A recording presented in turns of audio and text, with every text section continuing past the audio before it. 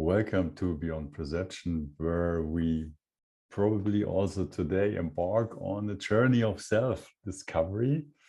My name is Simon, and I'm very humbled to welcome Timothy Conway again for a second conversation.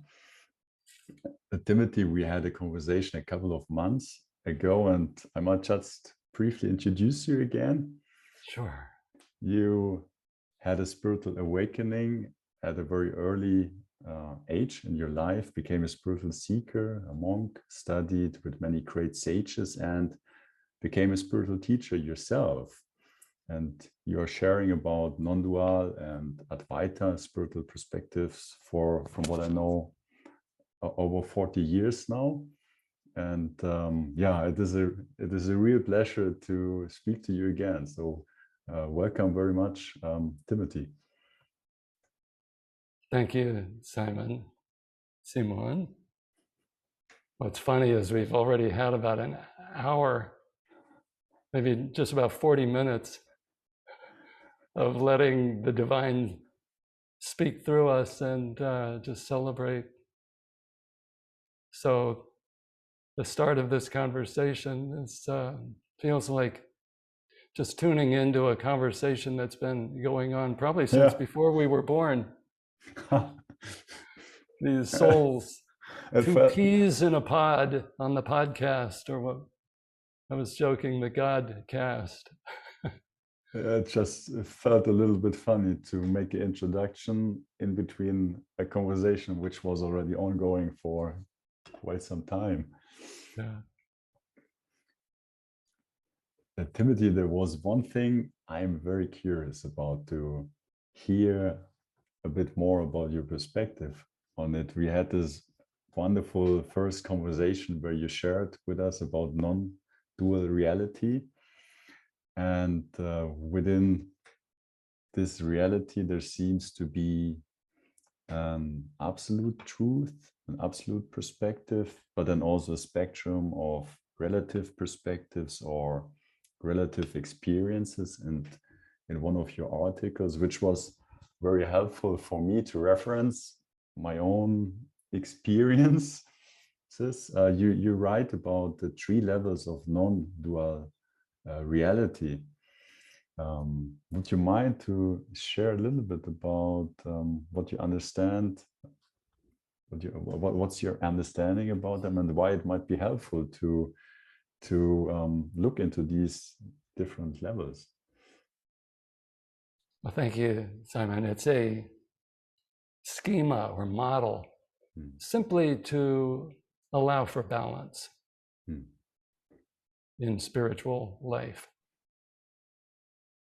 It's basically, the threefold model is an outgrowth of a very old model from India, a twofold model, distinguishing absolute truth prior to space-time, all phenomena, all changing events, beings, worlds, this absolute awareness. This is prime. This is absolute. We all have this sense deep down. If there's simply a willingness to let go and just be as is with what is, there's this sense of reality, being single, whole, complete, unfragmented.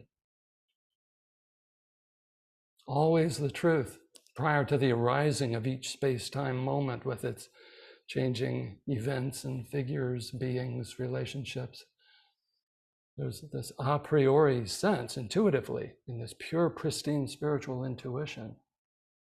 The deep jnana or prajna or gnosis, the different words, they all come from that nya, ancient Sanskrit root, meaning the intuitive flashing on, this knowing, pure knowing by purely being, the absolute. There's only reality. It has no parts, structure, form, shape, color, texture. And this is the supra-personal reality giving rise to all the gazillions of persons, nature spirits, ancestral spirits, high heavenly angelic beings, the more troublesome entities in the cosmos, the like asuras, the titans or demons that are interested in using consciousness for power and greed and control and pleasure.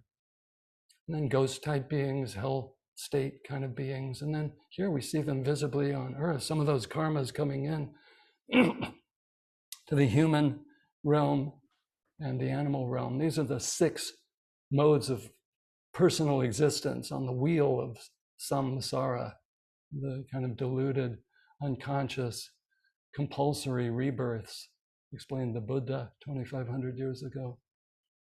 And beings can have different mixes of karma, like a human being could have a certain amount of deva, beautiful deva, heavenly dweller kind of karma, along with maybe some ghost karma. So they would manifest like these beautiful qualities of the devas, generosity, kindness, radiance, beauty, talent, say beautiful artists or dancers or helpers and servers in the community. But they might have like a ghost karma streak where they feel needy and unrequited love and aspects about their past they kind of are haunted by that. Or they might have some of the sura karma. They're beautiful, but they can sometimes be kind of ugly with a flash of greediness or anger or lack of empathy, authoritarianism, that kind of thing, pettiness, cruelty, even callousness, apathy. Those are asura, the demon or titan qualities. So people can have different mixes of these. And the teaching is that absolutely there's only one reality here, one divine supra, meta personal intelligence, awareness, beingness that is playing as each of these souls. The one divine actor playing all these roles of all these souls.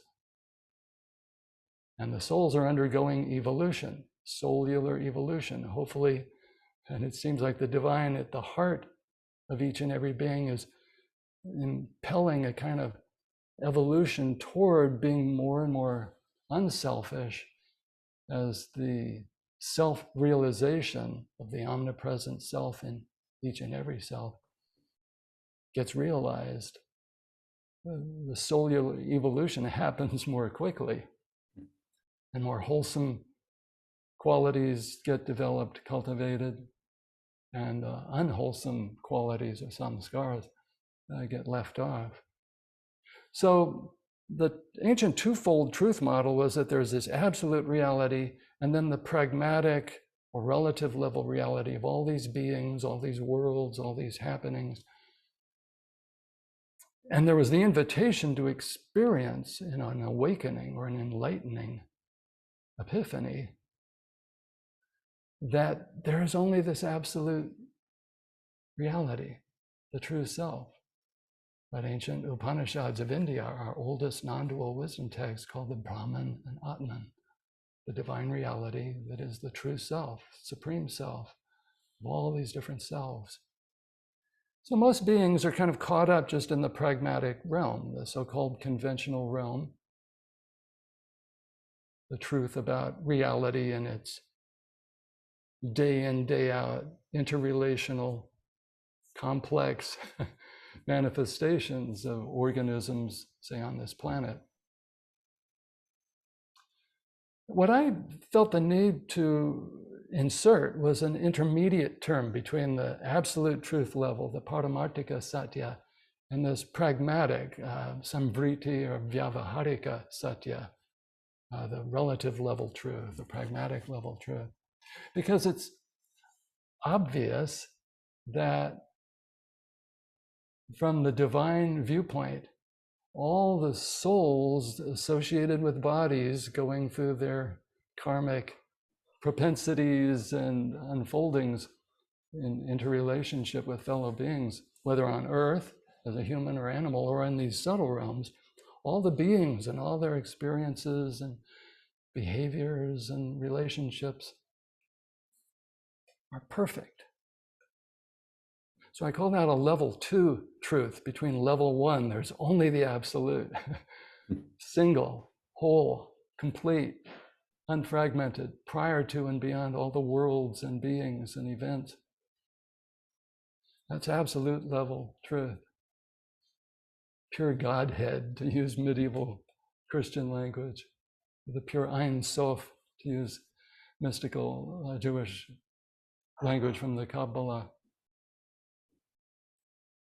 Allah alone, as the Muslim Sufis would say. La ilaha illallah, illallah, illallah, nothing but God, nothing but God. That's the absolute level truth, the supreme Brahman, Atman, as the ancient Upanishads revealed, and what the Buddha speaks of as the unborn, uncompounded, unmade, without which there is no liberation from that which is born, compounded, and made.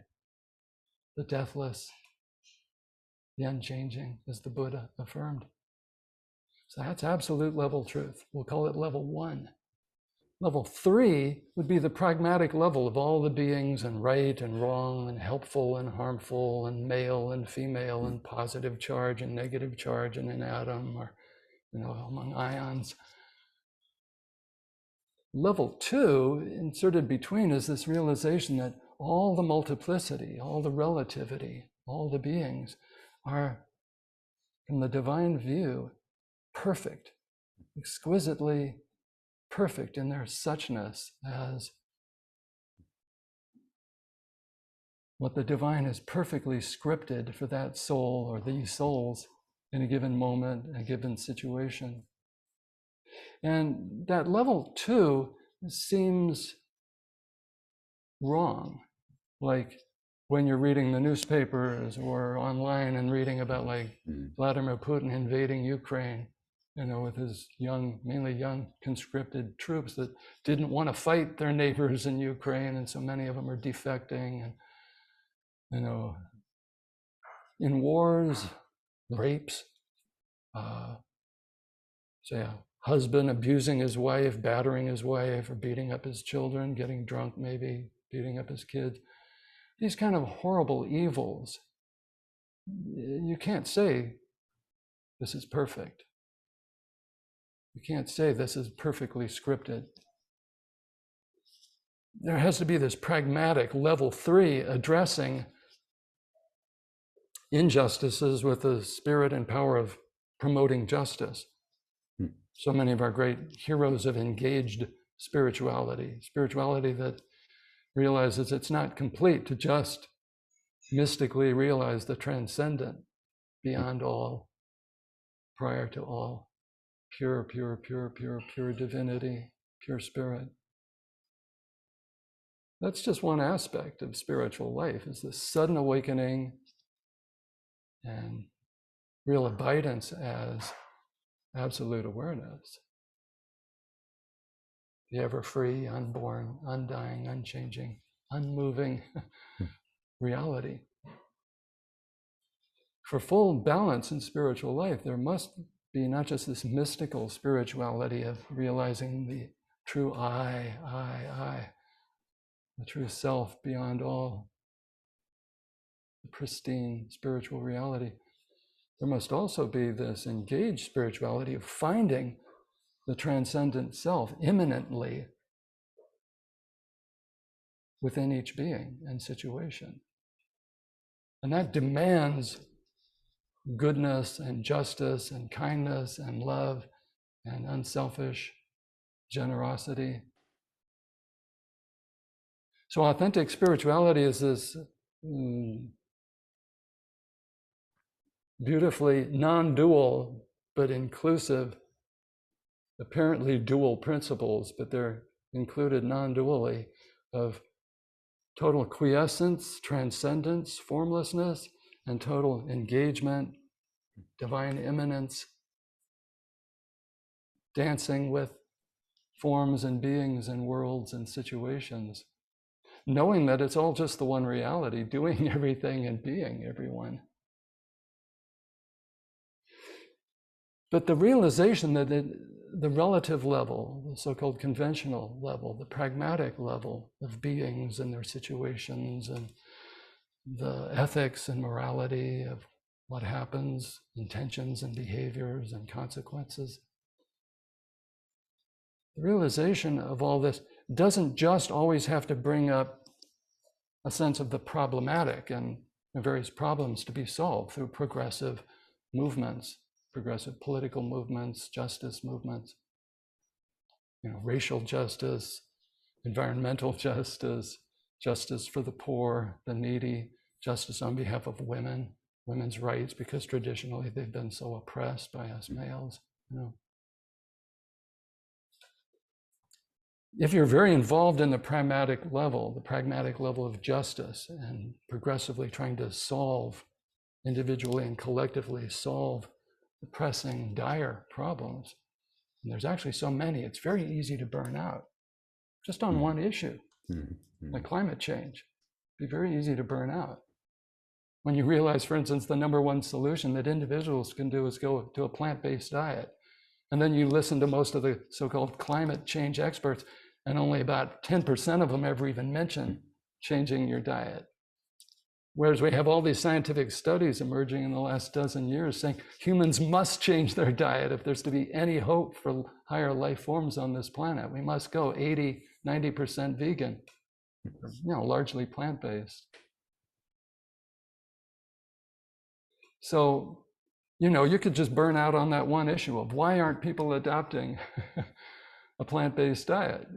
It's the solution many, many scientists now have identified as the number one thing that individuals, and then collectively, if there were public education, we could shift away from the meat and dairy industries.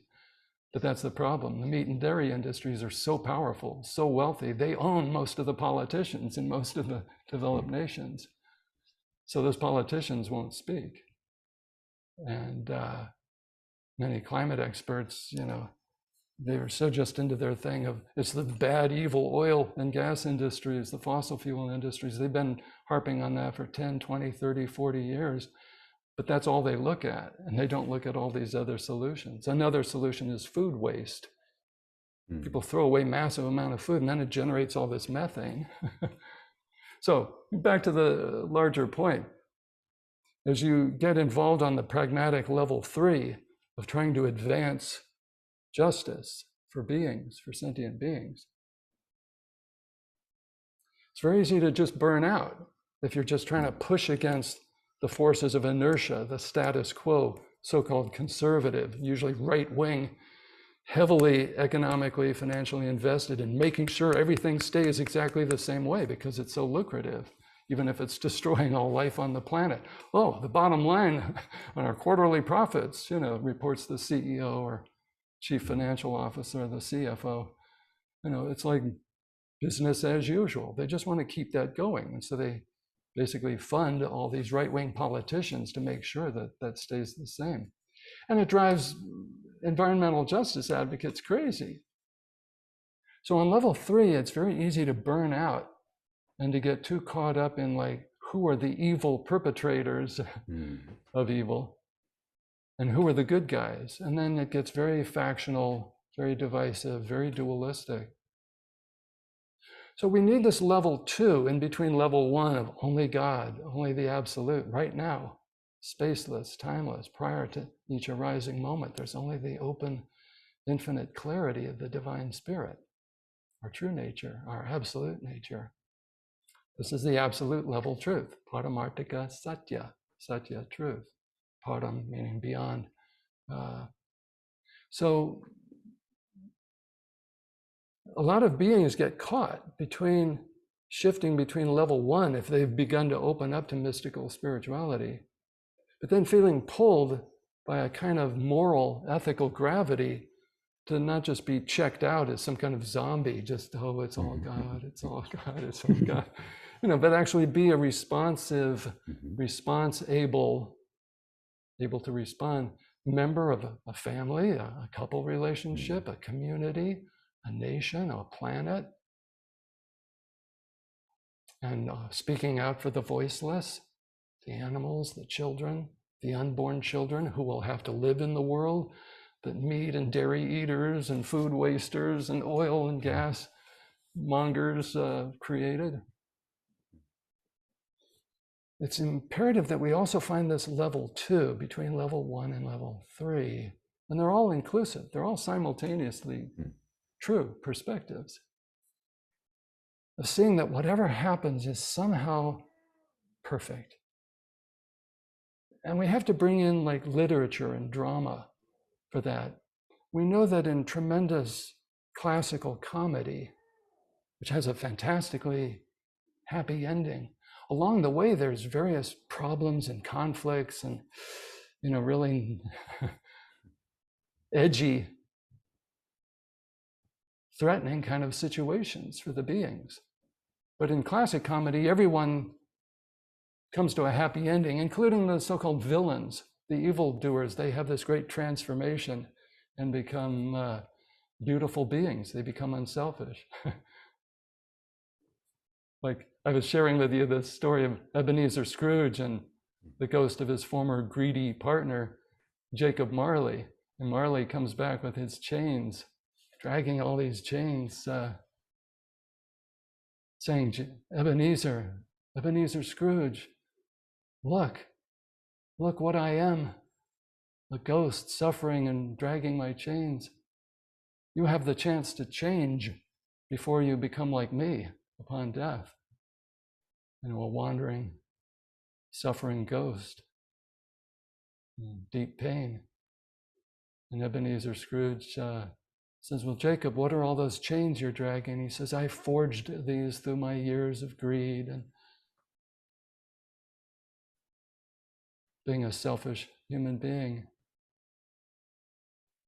And Ebenezer Scrooge says, but Jacob, you were a great man of business. And Marley kind of interrupts and kind of screams, exclaims, mankind was my business. Mankind was my business. And I ignored them, I neglected them. And Ebenezer Scrooge winds up again experiencing the angels or ghosts of Christmas past, present, and future.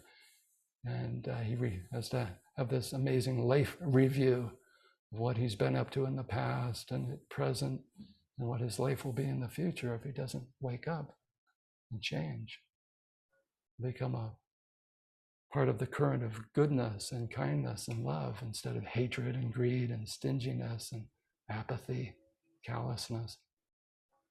And those angels of Christmas past, present, and future do appear to him through the night of Christmas Eve, and by the morning he's a totally transformed being. So in that transformation, one realizes that all of one's evil, and one begins to see the so-called evil of so-called evil beings. It's just a temporary manifestation. And you see from the kind of God's viewpoint, how each soul, it might start off very imperfect, very ugly, very cruel, evil soul. But there are going to be things. The divine self is working within the soul and in relationships with that soul and things that happen in the world. It's all for unfolding the cellular evolution over time, just like there is cellular evolution on a biological level. And you could look at embryology in a mother's womb. A little one cell becomes two cells and so forth, and then they become differentiated cells. There's like this embryological evolution from the simple to the complex and elegant and more fully developed. So also with souls, there's a cellular evolution. And level 2 realization in spiritual life is this trust, this profound faith that all souls are being unfolded, evolved, developed on the divine schedule. And we never know when a being of tremendous evil can suddenly wake up. Like the fictional character of Ebenezer Scrooge in Charles Dickens' classic work, A Christmas Carol, again, which was a work of literature that he wrote, but it wound up being filmed, over a dozen times, 15, 20 times since then. Often in other countries like India, they've taken that story and run with it in their cinema. So when you realize that all beings are awakening, and from the God's view, you see that the awakening has always already been true. And it's only on level 3 that they appear as a being in space-time, chronological time, and they might seem far less evolved or just rudimentarily evolved. We can trust that on level 2, what they are is a pure emanation soul. Their soul is in perfection right now because made of God, sourced in God. Their substance is God, the divine truth, goodness, beauty. Satyam Shivam Sundaram, as they say in Sanskrit. Truth, goodness, and beauty. But on level 1, we realize nothing has ever happened. There are no beings, there are no worlds. There's only God, only God, only God. So I realize that a balanced spiritual life involves simultaneously all these perspectives. You're utterly transcendent, yet fully immanent and involved as a being among beautiful beings in this striving for progressive justice, and on an individual level, allowing all the beautiful virtues of loving kindness and empathetic compassion, sympathetic joy, and peaceful equanimity and generosity and unselfish service. You're allowing all that to happen. On level 2, you see that it's always already perfect. Whatever happens, even the flaws and glitches of being a being, a sentient being, under various stresses and so forth, you see that it's exactly what's perfectly scripted by the divine for this moment, this situation. In level 1, you realize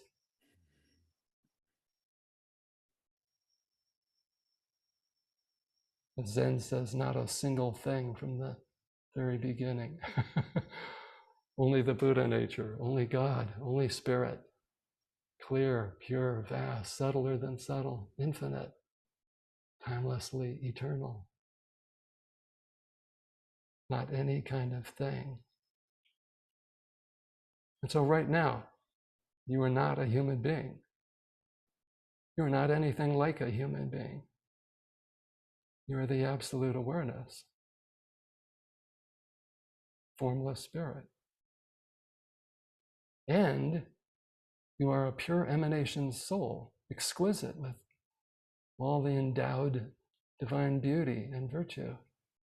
And level 3, you're a soul associated with a body, mind, and there's certain wholesome and unwholesome samskaras or personal consciousness tendencies.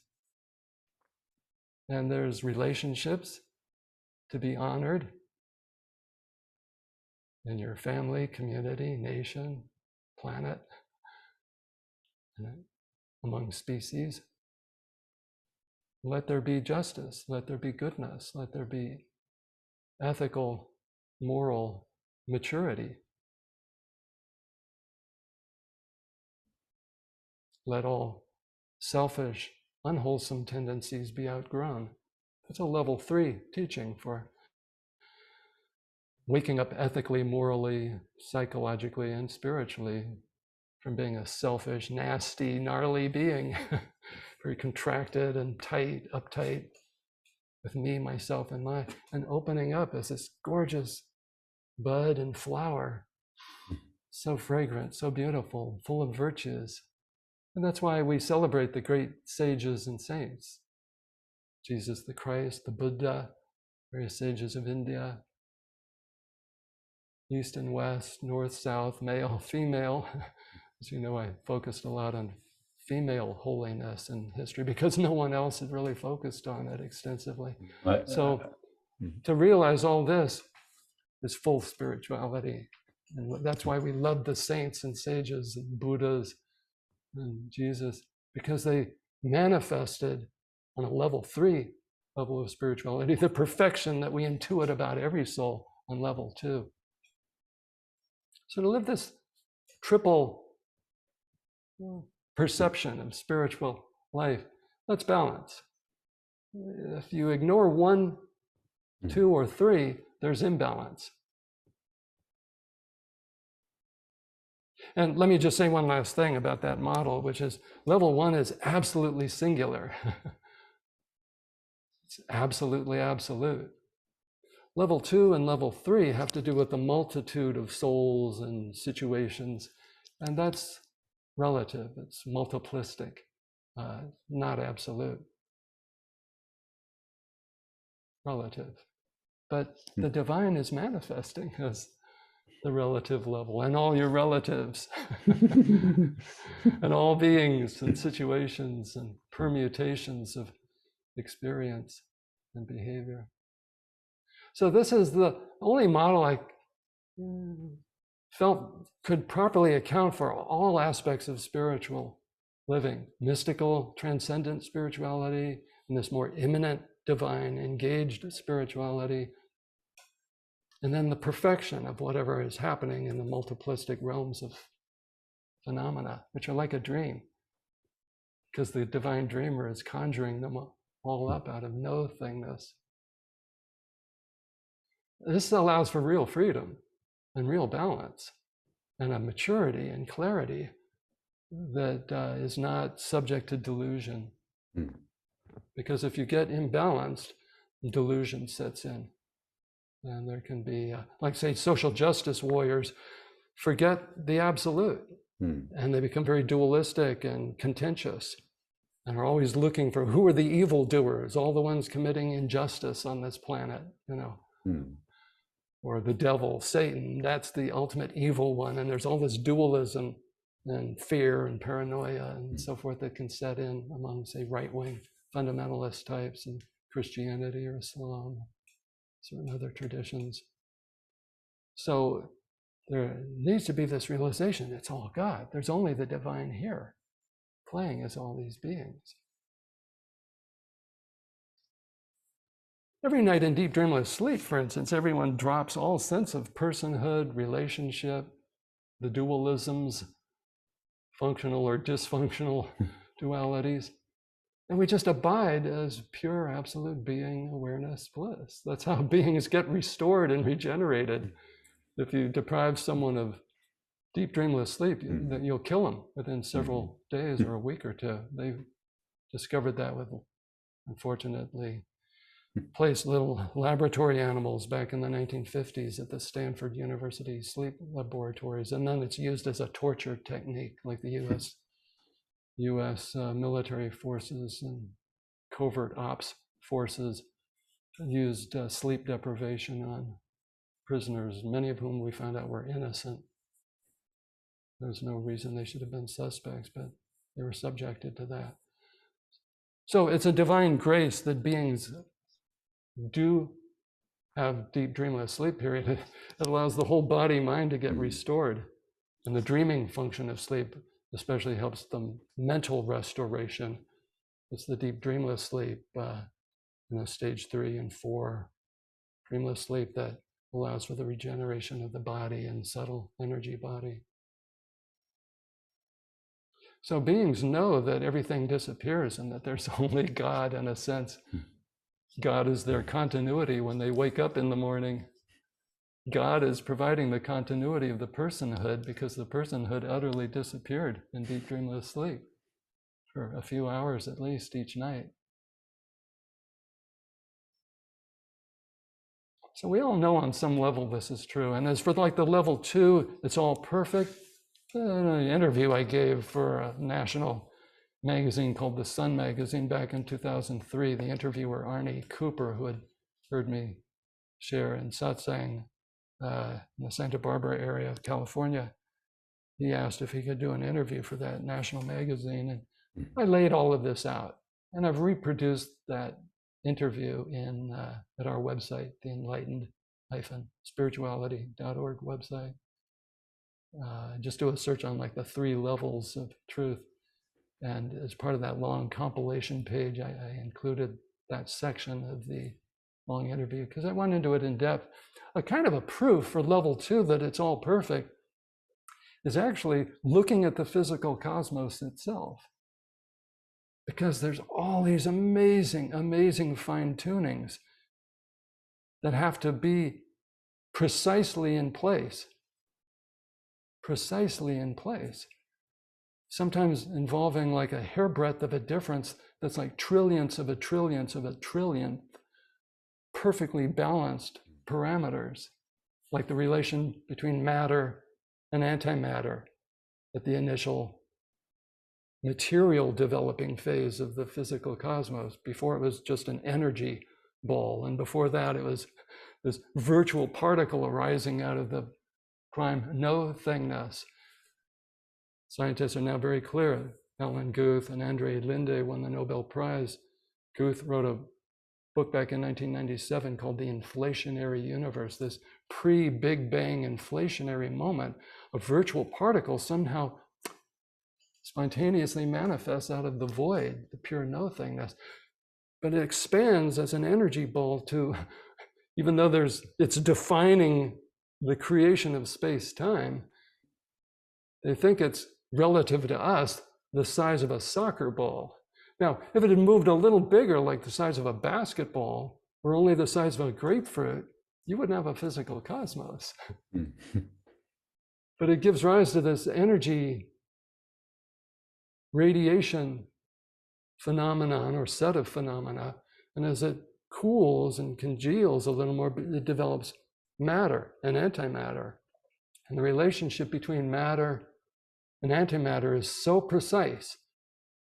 It involves a decimal point, like 1.00000. I think it's something like 22 places out is the next one. Wow. So it's not like 1.1 to 1 or 1.01 to 1, the ratio between matter and antimatter. It's not 1.0001 to 1. It's this number that's like 1 point and something like 22 zeros and a 1 to 1 for antimatter. If you move that decimal point way out there, if you just move it one place to the right or the left, you don't have a physical cosmos. I identified about 19 or maybe it was 22 of these incredibly fine-tuned parameters that blew the minds of the scientists who've been working on these problems for decades. And they all believe in some kind of super intelligence, some kind of divine reality that's orchestrating everything. Fred Hoyle, who actually came up with the name kind of sarcastically, Big Bang, to describe this cosmos originating from what they at the time thought was an infinitely dense, infinitely massive, infinitely hot point. But now with the inflationary moment, we realize what came before that singularity was not infinitely dense, hot. It was pure no-thingness, immaterial. The material cosmos arises from an immaterial source. Fred Hoyle was studying the internal chemistry of second and third and later generation stars. First generation stars are very simple, just hydrogen and helium. In fact, most of the physical cosmos is just hydrogen and helium. But in second generation stars, the ones that formed from the star stuff of first generation stars that exploded and died or imploded and died, the second generation stars made of the star stuff of the first generation of stars in the physical cosmos, the second generation stars, they generate heavier elements beyond hydrogen and helium within their core. Fred Hoyle, who was studying this in the 1950s, 60s, he was an atheist, but his mind was blown. And he said, I totally believe there is some kind of super intellect that is obviously monkeyed with the basic laws of chemistry, physics, and probably biology as well. And if you talk to the biologists at the forefront of their fields, they are dazzled. Whether it's the origin of life or how embryology happens in a mother's womb after the conception of a sperm and egg cell, it's utterly miraculous. A whole set of phenomena that occur that are just so mind-blowing. There have been many books written about this. Unfortunately, editors of news magazines and newspapers and online things, they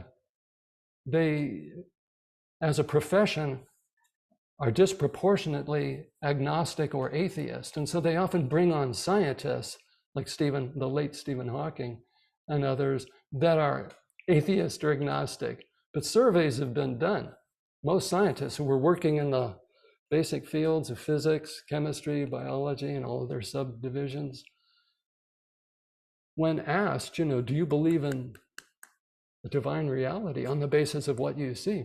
Something like 70, 80, 90% of them in the surveys will say yes.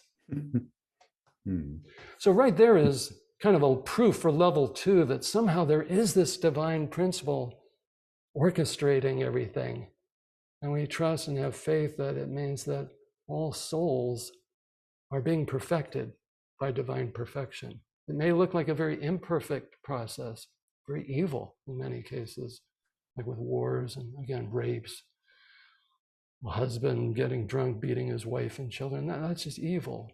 These shooters, 18-year-old shooters, we've just had 2 of them in the last few weeks, go in and slay a bunch of African Americans in an African American neighborhood. And then another one go and slay a bunch of little 10-year-old children and a couple of their teachers. One of whom was found trying to protect the other children with her body against the shooter. She was protecting these children. She's courageous and unselfish to the end. We look at these horrors, these evils, the Nazi Holocaust, what the Chinese have done to the Tibetans, what Pol Pot, as a rabble-rouser, created in Cambodia in the 70s, slaughtering 1/3 of the population. What we've done in Afghanistan, 95, 98% of the people are starving to death over there as a result of our failed meddling. What we did in Iraq back in the 1990s, up until the 2003 second war, we launched, Bush Sr. and then Clinton launched these draconian sanctions on the country, so they couldn't get the chemistry to filter and clean water. So they had no clean water, no medicines. Over 600,000 children died. The Secretary of State at the time, Madeleine Albright, was confronted by journalist Leslie Stahl. We hear that over 500,000 children have died, let alone the infirm, the elderly, and all sorts of other people. It was various reports, was like 1.2 million Iraqis, innocent civilians, died because of US imposed sanctions, just because we had this whole political game against Saddam Hussein, who used to be our man in the Middle East. We funded and armed him, to fight the war against the Iranians after the 1979 revolution. Throughout the 1980s, Saddam Hussein was our man in Iraq, standing up against those evil fundamentalist Muslim Iranians. But then in 1990, Herbert Walker Bush, our first Bush president, was goaded by Margaret Thatcher to not look so wimpy and stand up and prove his manliness. And he did it by declaring war on Saddam. But what he really did was declare war on the Iraqi people, who were already suffering under Saddam, a madman who ran the worst police state on the planet at that point. And so 1.2 million people died, innocent civilians. And again, about 500,000 children. And Leslie Stahl asked Madeleine Albright in a sit-down televised interview, we hear that over 500,000 children have died because of US imposed sanctions on Iraq. Do you think the price is worth it? And Madeleine Albright said, yes, we think the price is worth it to control Saddam Hussein. That's evil. That's just evil.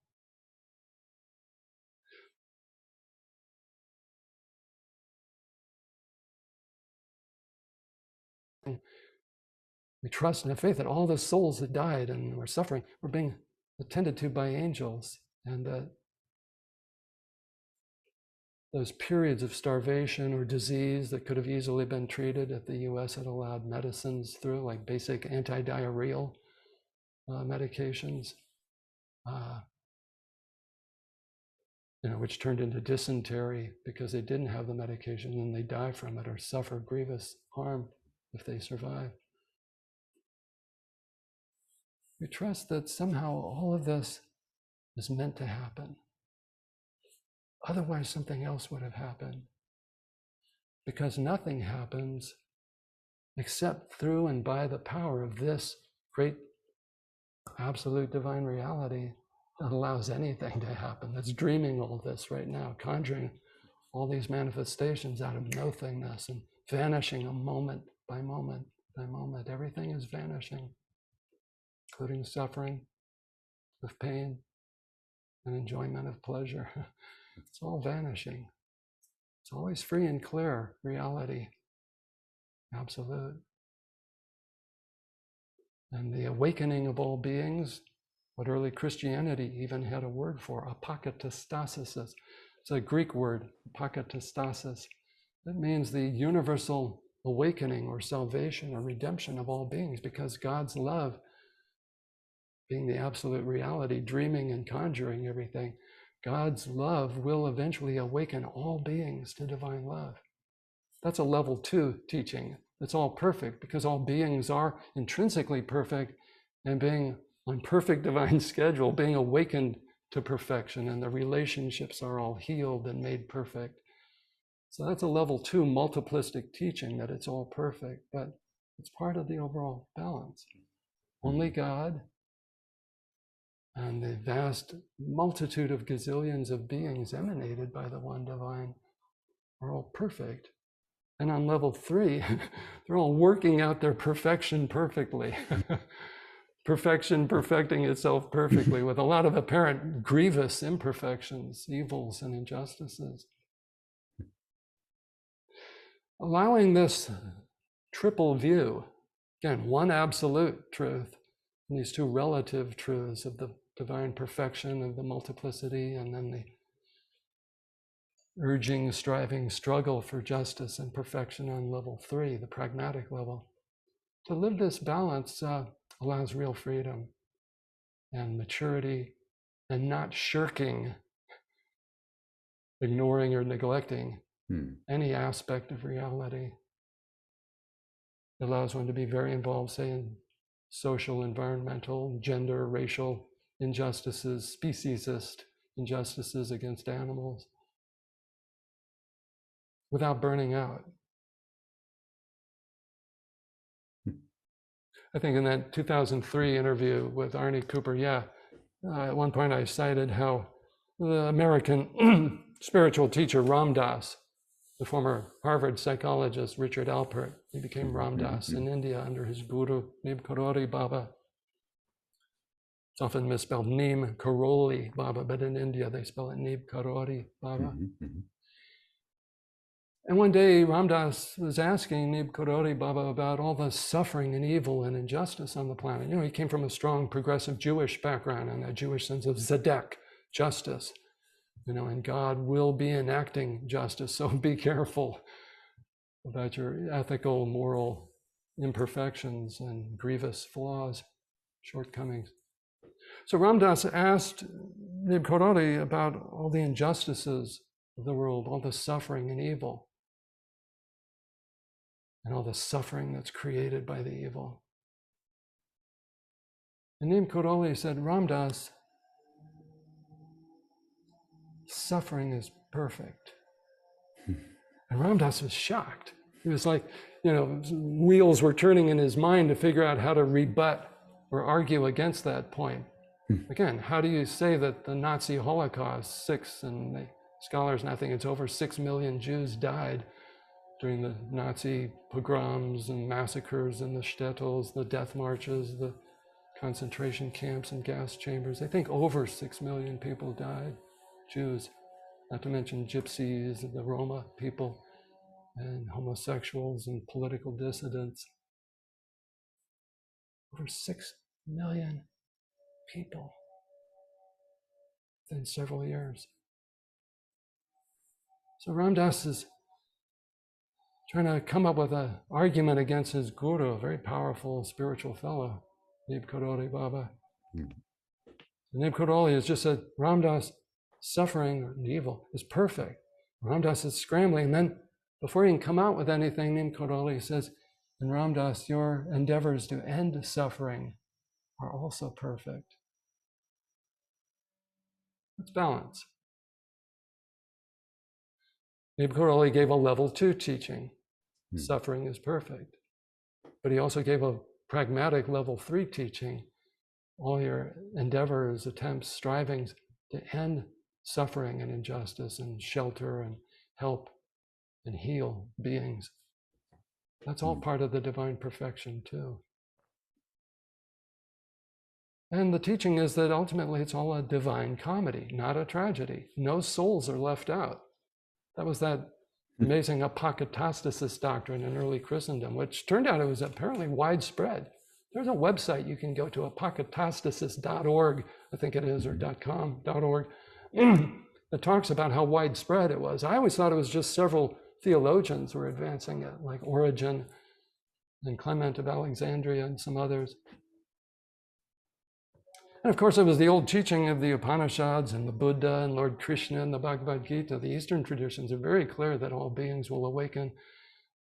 As the Brahma or Vedanta Sutra says, a work that basically summarizes the gist of all the ancient Upanishads, those original non-dual wisdom texts for humanity. And they were oral scriptures first. They only got written down hundreds of years later. The Brahma or Vedanta Sutra says all beings will awaken to divine reality, Brahman, because there is only Brahman. Krishna says the same thing to Arjuna before the great battlefield slaughter. In the Kurukshetra battlefield, he tells Arjuna, I, the true omnipresent self, the divine principle, am in all your friends and loved ones, your colleagues on the side of good, and I am in all your evil enemies, your cousins who've turned toward evil so fully.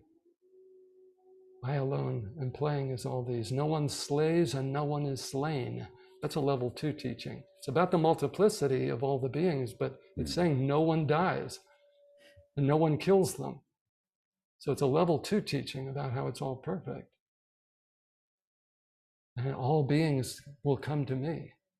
Like the Buddha had said, all beings will wake up, because all phenomenal conditions that appear to keep them locked in their selfish samskaras, in the rounds of rebirth, the rounds of samsara, this unwholesome samskaras fuel the compulsory rebirth rounds we call samsara.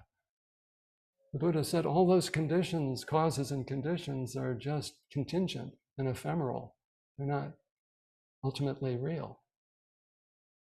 And so he's basically teaching your true nature wakes up because there is only the awake Buddha nature. Absolutely. Everything else is just relative, conditional, ephemeral, anicca, not permanent, but passing. And anatta, which doesn't mean no person or no self, but anatta means all of the causes and conditions and the aggregates of personhood, and bodily states, mental, emotional, psychological states, and the very sense of being a me. These are not mine, these are not who I am, these are not my true self. Netam mama, ne sohamasmi, na me soata, says the Buddha throughout the Pali canonical literature, Pali language, canon of Buddhist scripture, all those sutras in Buddhist Sanskrit, the Buddha speaking. That's one of the most common refrains, is all of the aggregates, the phenomena of the pragmatic realms, including the subtle realms, Deva and Asura and ghost and hell realms, as well as human and animal. All of these causes and conditions and aggregates of personhood for beings in these realms, he deconstructs them and says they're dreamlike. They don't have real substance because they're passing. And therefore, because they're passing and therefore insubstantial like a dream, they're not worth clinging to. And so one awakens from personhood, but it doesn't say there's no persons, no selves. The Buddha loves persons. He encourages his followers, let there be the love of a zillion mothers. Just as one mother has this amazing love for her baby, you, O listeners of this true Dhamma or Dharma teaching, may you have the love of a million or zillion mothers toward every being you encounter, high or low, good or evil. See them all with the infinite empathetic compassion and loving kindness of a mother, the Divine Mother. So that's balance. The Buddha always showed us this balance of wisdom and compassion. Wisdom sees through all, deconstructs all, says this is all just a dream. The compassion is, wow, what a dream. Let there be the divine abodes or virtuous qualities, the Chatur Brahma Vihara, the four divine qualities of loving kindness, metta, empathetic, compassion, karuna, sympathetic joy for the beings in their temporarily joyous, happy states, mudita, and upekkha, the great peaceful equanimity for all beings, that they may awaken to their true nature as these pure souls, and even awaken beyond being a pure soul to the single Buddha nature, the absolute, the unborn, uncompounded, undying reality, without which there is no liberation from which is merely born, phenomenal, compounded, changing and dying. Ah, but oh listeners, oh almsmen and almswomen and laity, said the Buddha, there is this unborn, unmade, uncompounded, undying, radical truth, absolute awareness.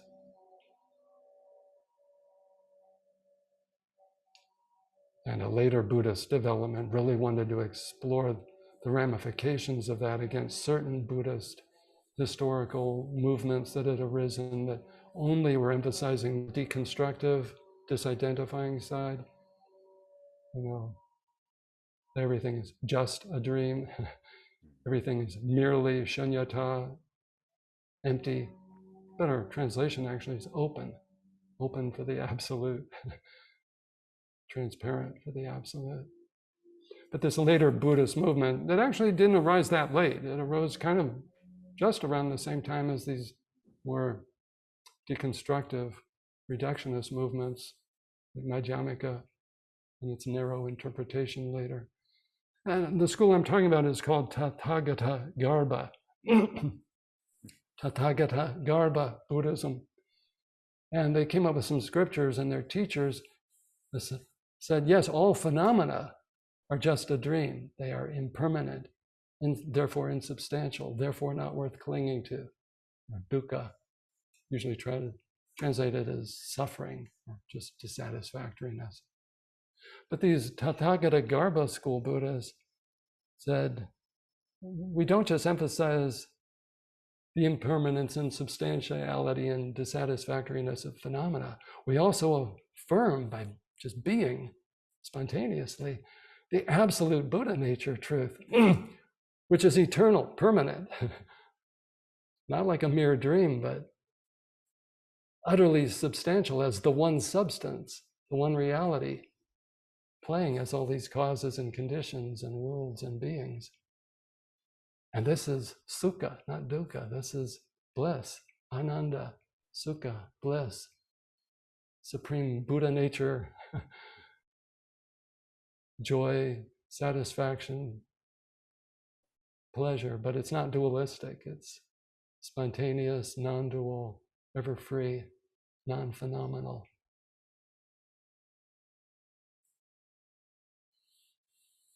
Again, spiritual balance. Buddha taught you are not merely the aggregates of personhood. You are the absolute unborn Buddha nature. And as far as the aggregates of personhood goes, let there be infinite, endless compassion, total engagement, total non-dual resonance and empathy with all beings, each and every being, each and every situation for beings. And that's why the Buddha was a Buddha, because he wasn't just tranced out as a zombie. The people that have tried to reductionistically and nihilistically define nibbana as this kind of extinction, The Buddha identifies that as a heresy. Just like eternalism, thinking the ego is permanent and eternal. That was the heresy of eternalism. The heresy of nihilism, he clearly identifies in a number of places in the oldest, most authentic literature of Buddha's discourses and conversations. This middle way is between naive eternalism, thinking that you can reify or thingify the ego and the body and the mind and me, that's a naive eternalism, naive realism. It tries to reify phenomena, thingify phenomena, make them more solid than they are. But the opposite heresy, which he thought was very dangerous, and so did people like Nagarjuna, who taught shunyata, openness, emptiness. And some of his followers kind of misinterpreted his teachings, and they became very nihilistic. They were denying personhood and phenomena. But the Buddha is saying, disidentify from phenomena so there can be this totally compassionate, engaged re-identification. And I was sharing with someone recently in Israel, Jessica Eve, the dangers of Neo or Pseudo-Advaita, which is very reductionistic and has this very nihilistic teaching of no person, no self. It's a complete misunderstanding of what the Buddha and the Upanishads and all the great teachers in textual, truly enlightened textual traditions since then were trying to communicate. They're not saying there's no person, no self. They're saying what you are as the absolute is not merely personhood. Personhood is included in your vast host nature, your subtler than subtle, non-phenomenal host nature, as the suprapersonal reality is conjuring up all these gazillions of persons. The absolute suprapersonal reality obviously loves personing as persons because there's so many gazillions of them, humans, animals, ancestral spirits, all the beings of the subtle realms, the devas and asuras and ghosts and hell dwellers. And all those states are impermanent. The Buddha says even the hell dwellers and even the asuras will wake up. In his life, he converted a very terrible asura in human form, one of those highway robbers who would not hesitate to kill people just to extract the gold out of their teeth or out of their purse. Angulimala was his name. And the Buddha confronted him on the road, and people behind the Buddha, walking behind him, thought, oh God, that's that terrible, evil murderer, Angulimala. The Buddha is going to meet an early death. The nation will be deprived of his teachings. What happened? The Buddha converted Angulimala, and he became a converted spiritual aspirant, and within days became an arhat, a perfected, awake being. So, again, all states are impermanent. You could be a demon one moment, and an hour later, you could be like a shining deva, totally outgrowing, seeing off all the evil tendencies in a radical, life-changing epiphany, like happened to Ebenezer Scrooge in Charles Dickens' classic work of literature, A Christmas Carol. So you see, Simon, how all these three levels work and interpenetrate, and all can be and must be included for a truly balanced spirituality, the penetrating wisdom and all-embracing compassion and love, kindness, empathy. My teacher, Sri Nisargadatta, said spirituality, I was sharing this with Jessica the other day, he said spirituality is like this two-step dance, total, authentic disidentification as the transcendent, prior to all, beyond all, absolute awareness, prior to the whole universal play of consciousness and the play of the individual personal consciousness. One realizes the transcendent absolute awareness. This is full, authentic disidentification. Being nobody, no thing, not anything. Formless, shapeless, pristine spirit, unborn, unchanging. And Maharaj says the two-step dance is full disidentification and full spontaneous re-identification as all beings, in each and every being, in great clarity and charity, as he would say. Clear about our true nature and yet spontaneously involved in charitable giving and helping and serving. And that was his life. All he did was share, even at the end, last year and a half or two, when he had that terrible throat cancer. All he could do was just share with beings. It must have been agonizing for the body. It was. To keep sharing, but it kept happening because of the spontaneous goodness, the love that he spoke about, that when you transcend personhood, then you are free to be a person for the sake of love and interrelationship.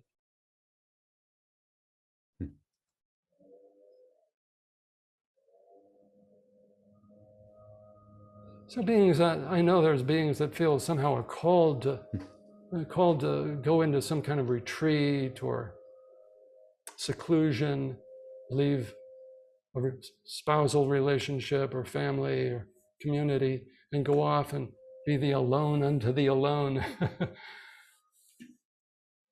And that may happen for a time, but it's all for the sake of coming back as the world of beings. Notice I didn't say coming back into the world, because the world is in you, the absolute awareness. It all arises moment by vanishing moment. Moments are always vanishing. The world is always vanishing, vanishing, vanishing. But its arisings and vanishings all happen in thou, O absolute awareness. When you realize this, there's no need to leave relationship or family or community and go off somewhere, because every place is the same place here. Every scenario, whether they're human beings or animals or angelic beings or demons appearing, like some of the great sages who've put up with demon attacks and finally realized they're all transparent for God, like Padre Pio and St. Anthony the Great and Milarepa of Tibet. They'll realize all the asuras are transparent for the divine. It's just our fear and vulnerability that makes us feel vulnerable and separate from them. So if you wake up to the true transcendent reality, you are transcending even in the midst of the apparent play of space-time and all its manifestations and disguises of situations and beings.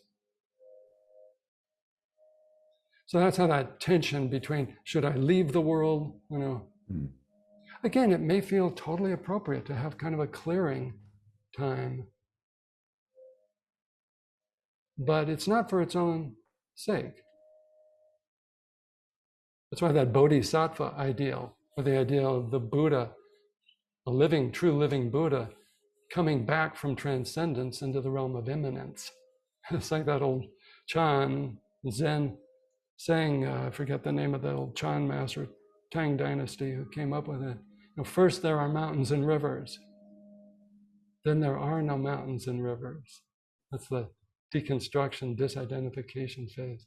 And then there are mountains and rivers. And it's all non-dual.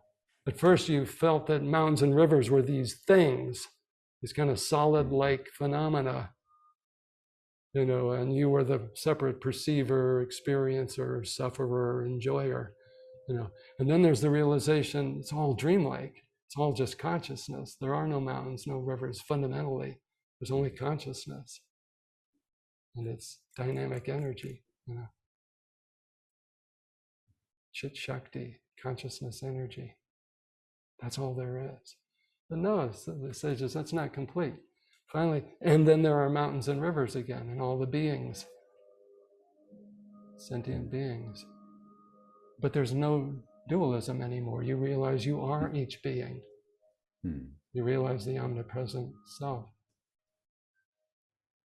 The Chan and Zen masters also came up with various schema to describe like spiritual stages of awakening. And the first schema that was developed, and they would paint them, these old Chinese landscape painters would paint these gorgeous works in ink and paper with water. And in the earliest phases, there was like there were different schemas, 6 stages and 8 stages, 10 and 12. In the early ones, they would end with the void of the circle, just absolute transcendence. But in the more, we would say, mature and balanced schema, and there was a few famous painters in China and Japan that came up with these. It was the 8th stage that there was the big Zen circle, open, void, shunyata.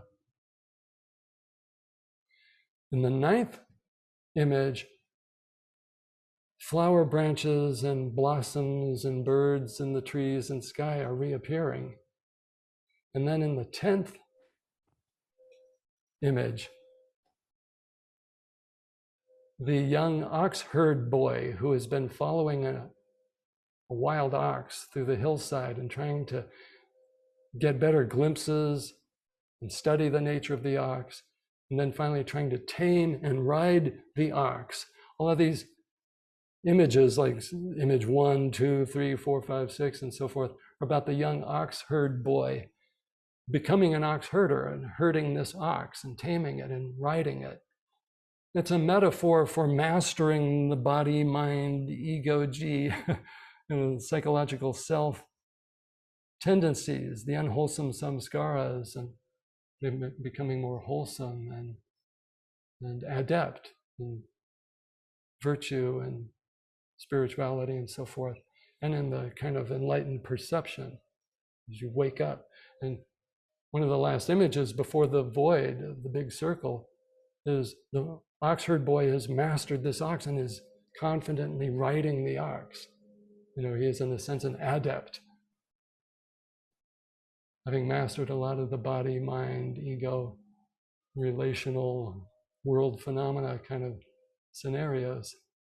Then it all disappears. He transcends. And the flower branches and blossoms and birds and bugs are all reappearing. And in the last image, the 10th ox herding picture, the boy has come down from the hillside, down from the mountain, along kind of arm in arm or hand in hand with the famous laughing Buddha, Buddhai, or Hotte as he's known in Japan, Buddhai in China. The big fat bellied laughing Buddha with his walking staff. He's an enlightened Chan Buddhist monk. So the young Oxford boy is coming back to the marketplace in the village or town with Buddhai, Hotai, the laughing Buddha. And the caption usually given is, returning to the marketplace with bliss-bestowing hands. And it signifies that full circle Chan or Zen realization of formlessness, and then form is arising again. Mountains and rivers are arising again, but not in a dualistic, separatist way. It's all non-dual. You are everything and everyone, and you are no thing, no one, no body. You are pure transcendent spirit. I think that long-winded explanation of the threefold model, which unfortunately kept Simone silent during all this time. That's what allows for spiritual balance and freedom and flowing and glowing, as my friend Thomas Rosetta says, glow with the flow. I like that. Yeah. Infinitely mystical.com website, Thomas Rosetta. He was a long time attendee at our satsangs. Beautiful, beautiful. I think of him as a young man. He might be my age, but he looks 20 years younger. You could have him on your podcast sometime, a dear, delightful being. I know I've recommended some other friends like Yurun Wienenbos, a young sage from living in Germany, from Holland originally, and my dear friend John Prendergast, old Yes. roommate in graduate school. Ah, okay, I didn't know that. Yeah, I shared a lot about Ramana Maharshi and Nisargadatta and certain Zen masters with him. Dear being, man, an amazingly talented psychotherapist and very well respected, and emerged years ago also as a very fine, very balanced spiritual teacher. These dear beings who share from a place of true heart and loving kindness and deep empathetic compassion. This is the wholesome, holy spirituality. It's not this destructive, nihilistic, depersonalization, disorder-inducing Pseudo-Advaita or Neo-Advaita, which is just very damaging, and it comes from a wounded place. Both the teachers and the followers or listeners, you can sense they're all deeply wounded. So they're trying to make experience and world and relationships go away. So they become very nihilistic and teach this very unfortunate nihilistic doctrine of no person, no self. And it just generates apathy and depersonalization, disorder, zombiehood, and everyone is kind of laughing apparently in that movement, but it's a very sarcastic, derogatory kind of laughter, and everyone feels ashamed of personhood because they have this model that we must aspire to the impersonal reality. Well, that's false. Reality is supra-personal and obviously is inclusive of all these gazillions of persons and loves and sustains, animates each and every sentient being or person. So the fact that this modern ideological reductionist nihilistic movement, which has usurped the great name of Advaita, and most of these teachers have no clue what the Upanishads actually say, what Lord Krishna actually taught, what the Buddha actually taught in the old Pali language, canonical sutta literature. Most of them have no clue, or they've only just kindly dabbled in, not enough to get the balance that those traditions are presenting. And so they present as a presumed spokesperson, and there's a lot of arrogance often about it. I mean, it's just it's not who they absolutely are. It's not who they are on the perfect level too, pure soul nature, but on this pragmatic level, they've just simply not had enough education. They've not been educare, led out of ignorance. So they're ignorant about the real roots and balancing principles of true non-duality. So it gets taught in an imbalanced way. And that becomes very destructive when it tends toward this wholesale adopting of depersonalization with some misguided idea that they are thereby going to realize the impersonal, absolute transcendent reality. It's all imbalanced and skewed and ignorant, frankly, because they're ignoring divine immanence.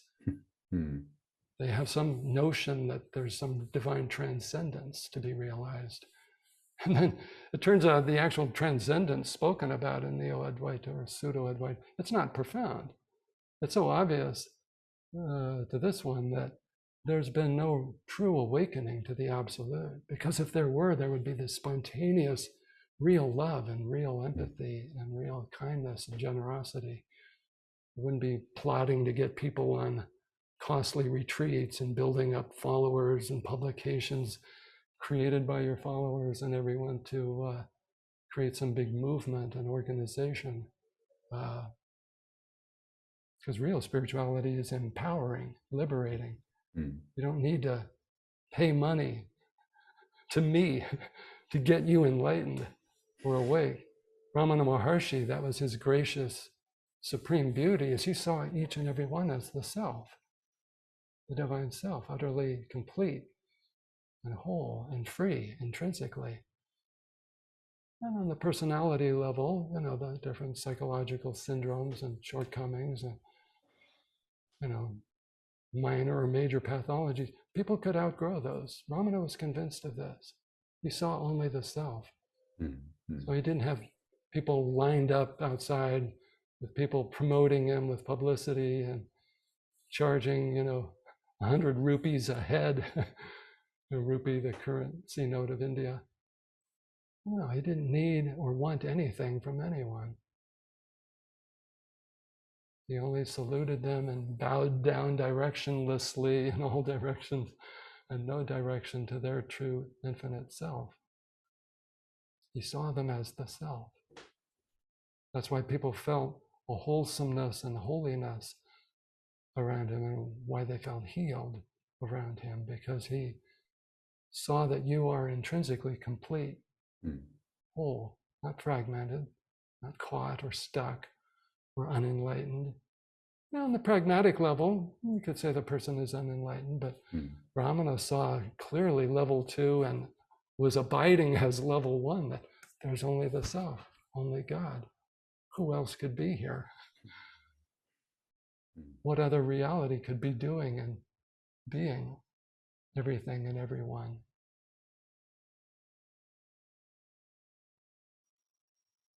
This is how this threefold model is so profound, so liberating.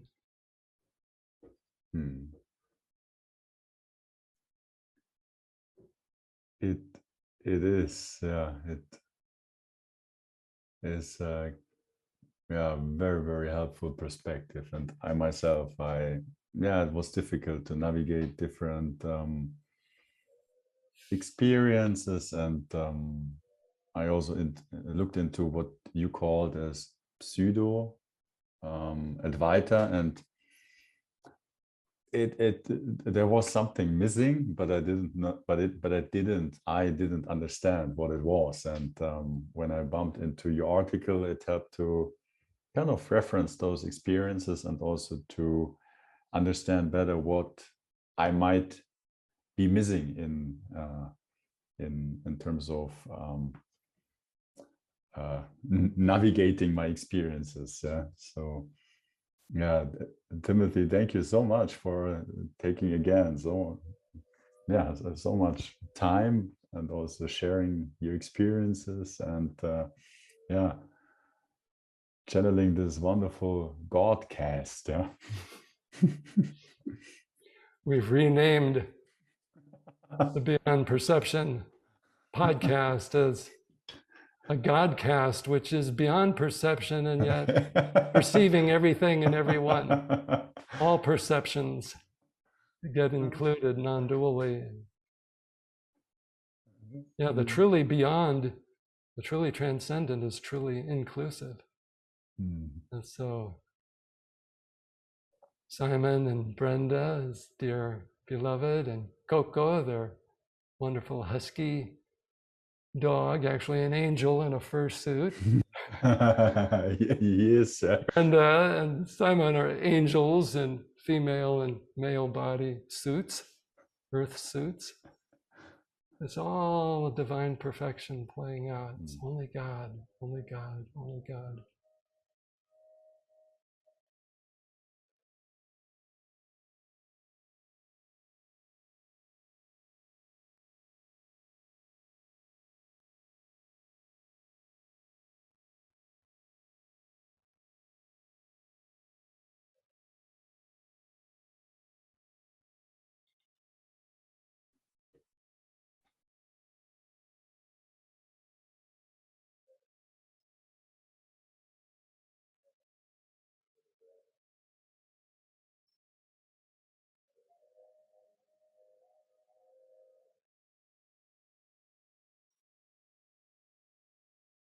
All sorts of phenomena arise and vanish, breathing and feeling, perceiving and thinking,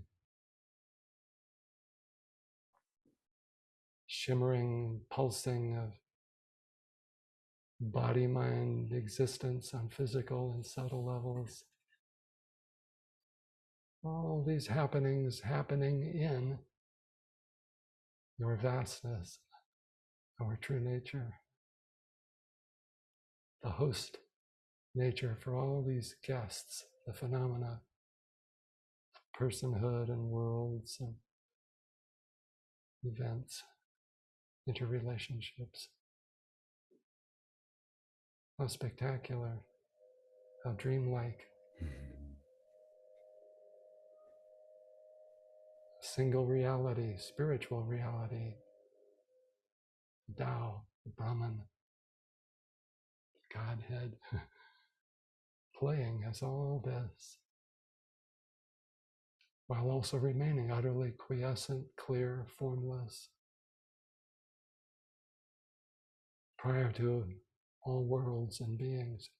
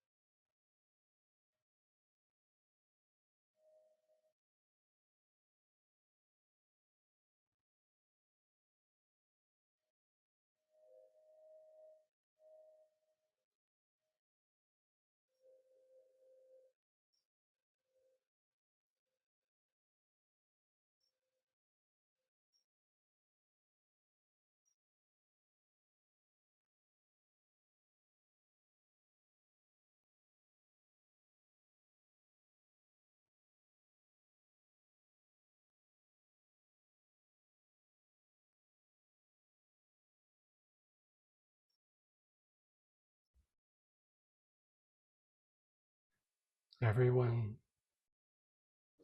the personal consciousness encounters or meets, everyone in, quote, your life is transparent for the absolute divine reality and is this utterly pristine, pure, sweet, beautiful soul in the fullness of divine virtuous perfection. And is this precious, very poignant consciousness on the individual level associated with the body, mind, and all the stresses and challenges and joys and pleasures and pains.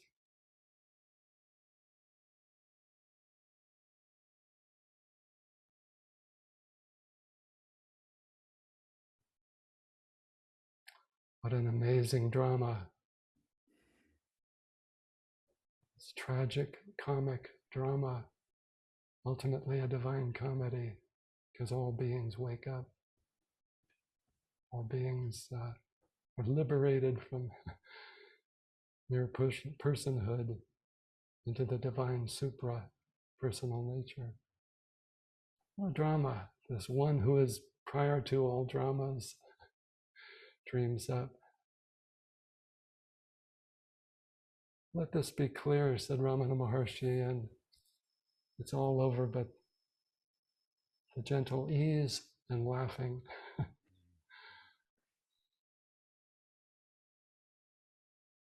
And sometimes there's tears and laughter, tears and laughter, and deep, deep peace.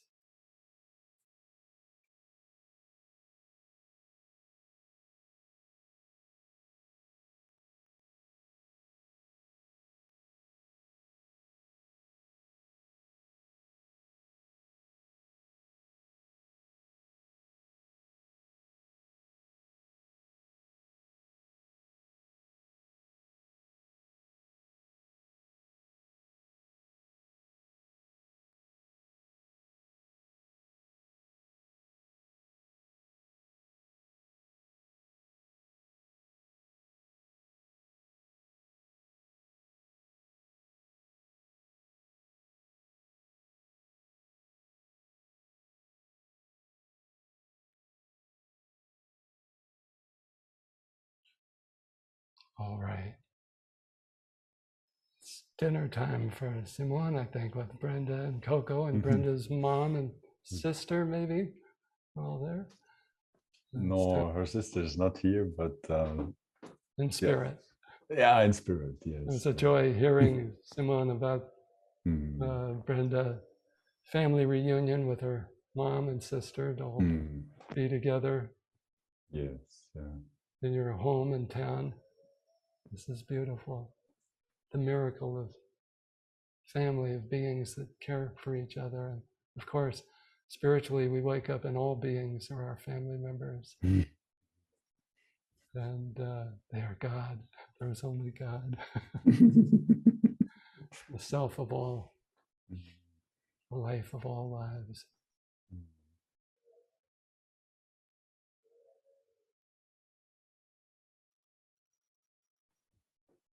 Thank you so much, Timothy.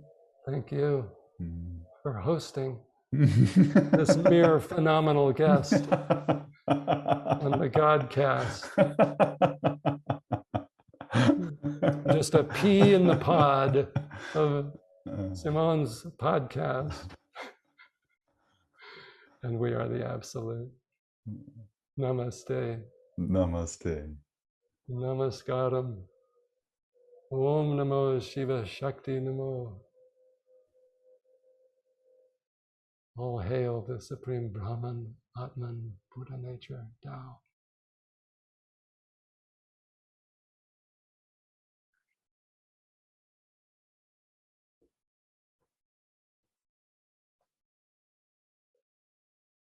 So, oh divine host, going by the name Simone, you will have to disappear this, vanish it, like all the vanishing moments.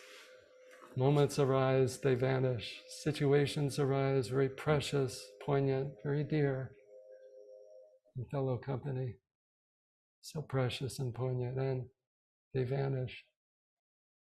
All in the great wholeness and completeness of the divine, Purnam, Purnam, Purnam, the fullness of divine perfection.